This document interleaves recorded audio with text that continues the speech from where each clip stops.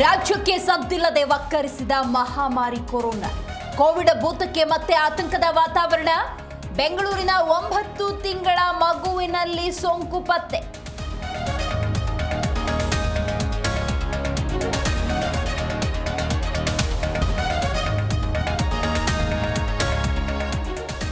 ಕೊಲೆ ಆರೋಪಿ ದರ್ಶನ್ಗೆ ತಪ್ಪದ ಸಂಕಷ್ಟ. ವಿದೇಶಿ ಬಾತುಕೋಳಿ ವಶದಲ್ಲಿಟ್ಟುಕೊಂಡ ಆರೋಪ. ದರ್ಶನ್ ಹಾಗೂ ವಿಜಯಲಕ್ಷ್ಮಿ ಪತ್ನಿ ವಿರುದ್ಧವೂ ಕೇಸ್.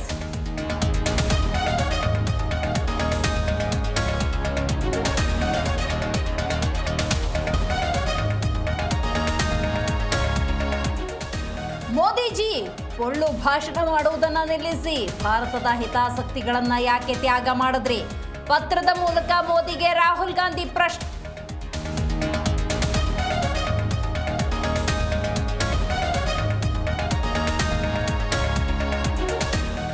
ಬೆಂಗಳೂರಲ್ಲಿ ವೈದ್ಯರ ಮನೆಗೆ ಬೆಂಕಿ ಇಟ್ಟ ಪ್ರಕರಣ. ಸುಪಾರಿ ಪಡೆದು ಕೃತ್ಯ ಎಸಗಿದ್ದ ಆರೋಪಿಗಳು ಲಾಕ್. ಬಿಜೆಪಿ ಶಾಸಕ ಸತೀಶ್ ರೆಡ್ಡಿ ಆಪ್ತ ರವಿ ಪರಾರಿ.